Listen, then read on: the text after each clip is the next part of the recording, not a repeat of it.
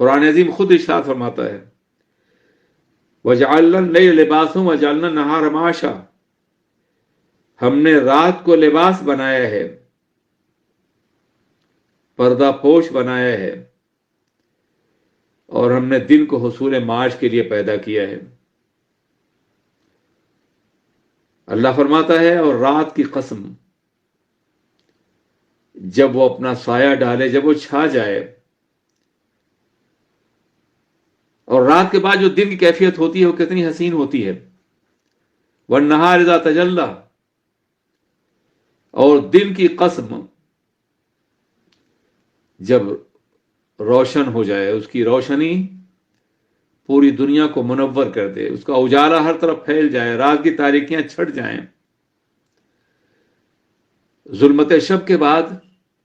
دن کا اجالا کتنا حسین ہوگا، یہ رات اور دن کو حقیقت کی نگاہ سے دیکھنے والوں کو محسوس ہوگا۔ حضرات، مشاہدے کئی طرح کے ہوتے ہیں۔ انسان سرسری طور پر رات اور دن کو یا قدرت کے دوسرے تمام مظاہر کو دیکھ کے گزر جاتا ہے اور وہ کچھ بھی محسوس نہیں کرتا، لیکن وہ لوگ جو اللہ کی قدرت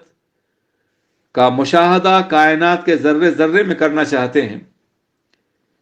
اور وہ جانتے ہیں کہ ہر گیا ہے کہ الزمی رویت وحدہ لا شریک می گوید،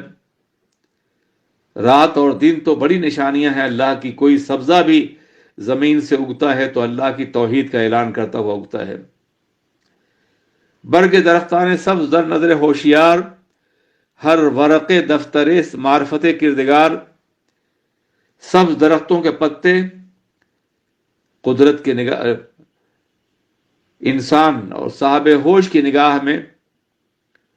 ہر پتا معرفت الہی کا ایک دفتر ہے۔ وَفِي كُلِّ شَيْءٍ لَهُ آیَةٌ تدل علی انہ واحد، کائنات کی ہر چیز میں اللہ کی نشانیاں ہیں جو اس بات کی گواہ ہیں کہ اللہ ایک ہے، خلاق کائنات ہے، رب العالمین ہے۔ رات کی تاریکی میں آرام کرنے والا دن کے اجالے میں جب بیدار ہوتا ہے تو آرام کے بعد اس کے اعضاء اور جوارے، اس کا پورا وجود تازہ دم ہو کر کے حرکت و عمل کے لیے تیار ہوتا ہے اور میدان زندگی میں اترتا ہے اور رم حیات میں اپنے حصے کا کام کرتا ہے۔ اللہ ارشاد فرماتا ہے اور اس خدا کی قسم جس نے نر اور مادہ کو پیدا کیا۔ آپ اندازہ فرمائیں، مرد اور عورت کی یا دنیا کی دوسری مخلوقات میں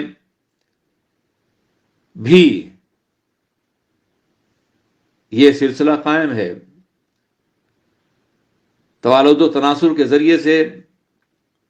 انسان بھی پھیلتا ہے زمین پر، اس رشتے کی بنیاد پر مرد اور عورت کے، اور مخلوقات الہیہ میں ہر جاندار اپنے اپوزٹ سیکس میں، جن سے مخالف میں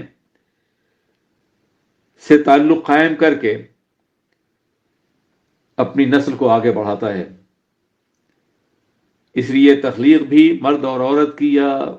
مذکر اور مؤنث کی، یا نر اور مادہ کی، اللہ کی عظیم نشانیوں میں سے ایک عظیم نشانی ہے۔ اللہ ارشاد فرماتا ہے کہ اللہ تعالیٰ نے تم کو تمہاری تخلیق کی مرد اور عورت سے،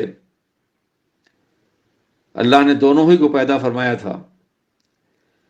لیکن تمہارا یہ عالم ہے کہ ان سعیکم لشتی،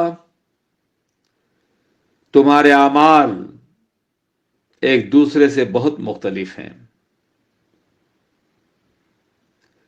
کچھ لوگ وہ ہیں جو اپنے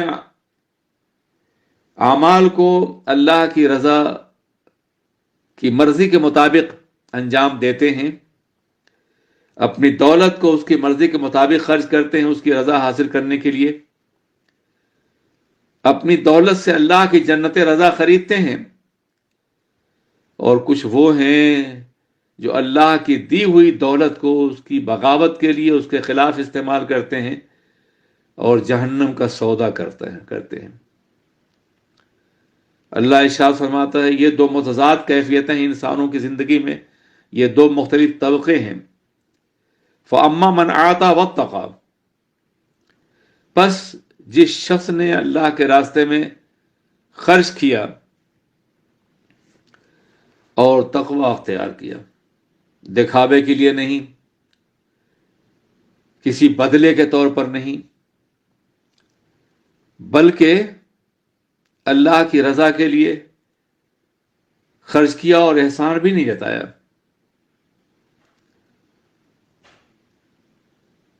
تقوی اور پرہیزگاری کے راستے پہ چلا، وہ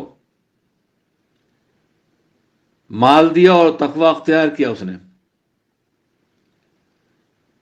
وصدق بالحسنى، اور اچھے دین کی، اچھی بات کی تصدیق کی، یعنی اسلام کی۔ تو اللہ فرماتا ہے اگر ایسا انسان مشکلات میں بھی ہوگا، فَسَنُيَسِّرُهُ لِلْيُسْرَىٰ، تو بہت جلد ہم اس کے لیے آسانی فراہم کر دیں گے، دنیا میں بھی اور جنت کی نعمتوں کے ذریعے سے اس کو دائمی آسانی سے آشنا کریں گے۔ وَأَمَّا مَنْ بَخِلَ وَاسْتَغْنَىٰ، اور وہ جس نے اللہ کا حق ادا کرنے میں بخل کیا، کنجوسی کی، اور آخرت کے ثواب اور نعمتوں سے بے پرواہ بنا رہا، واستغنیٰ، وَكَذَّبَ بِالْحُسْنَىٰ، اور جس نے اچھی بات کو، اچھے دین کو، اسلام کو جھٹلایا، فَسَنُيَسِّرُهُ لِلْعُسْرَىٰ، تو ہم اس کو بہت جلد اس کے لیے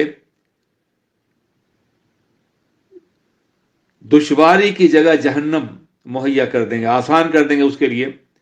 جہنم کا راستہ۔ اور یہ مال اور دولت جس کو ناجائز طور پہ خرچ کر رہا ہے، اس پہ غرور کر رہا ہے،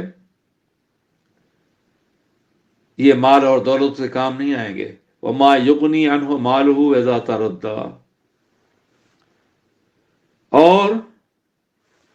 اس کا مال اسے کوئی فائدہ نہیں پہنچائے گا جبکہ وہ دفن کر دیا جائے گا، مٹی میں دبا دیا جائے گا، یا ہلاکت سے ہمکنار کیا جائے گا۔ اللہ ارشاد فرماتا ہے ان علینا للہدیٰ، بلا شبہ ہمارے ذمہ قدرت ہی میں ہدایت ہے۔ اس کا مفہوم کہ ہدایت ہم اسے دیتے ہیں جو ہدایت چاہتا ہے، جو ہدایت کو طلب کرتا ہے، اور ہم بے نیاز ہیں جو ہدایت نہیں چاہتا، ہماری راہ سے انحراف کرتا ہے، ہم اسے ہدایت نہیں دیتے۔ وَإِنَّ لَنَا لَلْآخِرَةَ وَالْأُولَىٰ، اور بلا شبہ ہمارے لیے ابتدا بھی ہے اور انتہا بھی ہے، آغاز بھی ہے اور انجام بھی ہے، ہم ہی مالک ہیں ہر شے کے۔ فَأَنذَرْتُكُمْ نَارًا تَلَظَّىٰ، تو ہم نے تمہیں بھڑکتی ہوئی آگ سے ڈرایا، ہم ڈراتے ہیں، جو شعلہ گوں ہے، بھڑک رہی ہے۔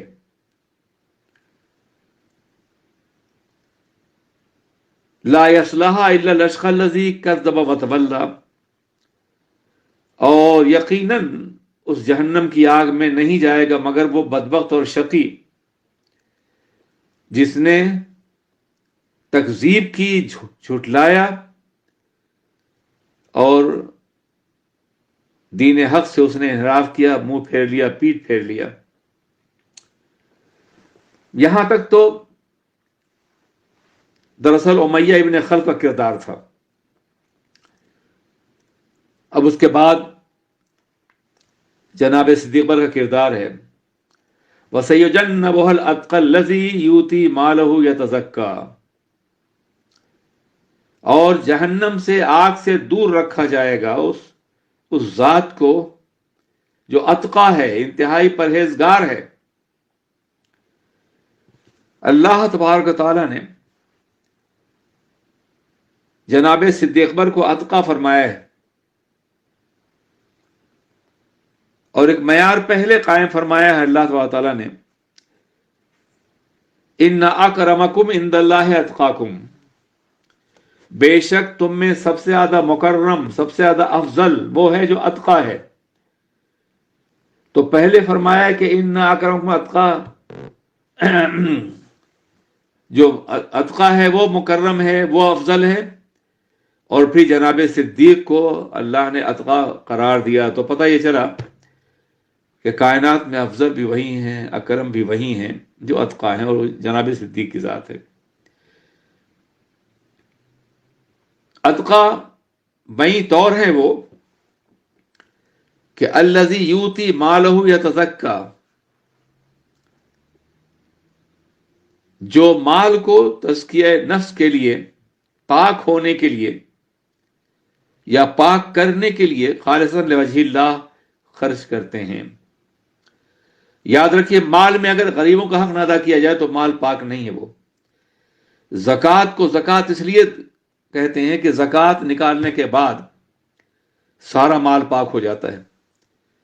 اور زکوٰۃ نہ نکالی جائے تو سارا مال ناپاک ہوتا ہے، نجس ہوتا ہے۔ تو اللہ فرماتا ہے کہ وہ اپنا مال خرچ کرتے تھے اپنے نفس کو پاک کرنے کے لیے، اپنے روحانی ارتقاء کے لیے، یا پھر اس مال کو پاک کرنے جو اللہ نے انہیں عطا فرمایا تھا۔ اس کے بعد اللہ کافروں کے اس سوال کا جواب دے رہا ہے کہ شاید جناب بلال نے ان پہ کوئی احسان کیا ہوگا، تب اتنا قیمتی، اتنا سرمایہ خرچ کے آزاد کیا ہے۔ اللہ وما لأحد عنده من نعمت تجزا، اور ان پر کسی کا کوئی احسان نہیں تھا جس کا انہوں نے بدلہ دیا ہو، الا ابتغاء وجہ ربہ العالی، وہ تو صرف اپنے رب العالی کی رضا حاصل کر رہے تھے۔ وَلَسَوْفَ يَرْضَىٰ، اور یقیناً اللہ ان سے راضی ہے اور خوش ہے۔ حضرات گرامی، یردا کا فاعل جناب صدیق بھی ہو سکتے ہیں اور خود پروردگار عالم بھی، یعنی ان قریب صدیق اپنے رب سے راضی ہوں گے، یا راضی ہیں، یا اللہ جناب صدیق سے راضی ہے رضی اللہ عنہ۔ صدق اللہ العلی العظیم۔ السلام علیکم ورحمۃ اللہ وبرکاتہ۔ معمار ملت چینل پر تو اسے آپ ایک لائک دے دیجئے، ایک لائک کا ایک نشان ہوتا ہے نیچے کی طرف، تو جب آپ لائک کریں گے تو یوٹیوب جو ہے اور آگے اس بیان کو فارورڈ کرتا ہے، جو پوری دنیا میں الحمدللہ پوری دنیا کے مسلمان اس پروگرام کو دیکھ رہے ہیں، تو آپ چاہتے ہیں کہ اس عظیم نیکی میں آپ شریک ہو۔ حضور رضی صاحب قبلہ کے ملفوظات سے ہم ہمارے قلوب کو منور کر رہے ہیں، تو ان سنہری باتوں کو، ان قیمتی باتوں کو پوری دنیا میں پہنچانے کے لیے آپ ہماری مدد کریں۔ آپ لائک ضرور کریں اور کمنٹ کریں گے تو اور بھی زیادہ بہتر بات ہوگی، تاکہ دنیا کے اور بھی دوسرے ہمارے جو اسلامی بھائی مسلمان ہیں ان تک یہ پروگرام پہنچے۔ تو صرف کچھ نہیں تو کم سے کم آپ ایک لائک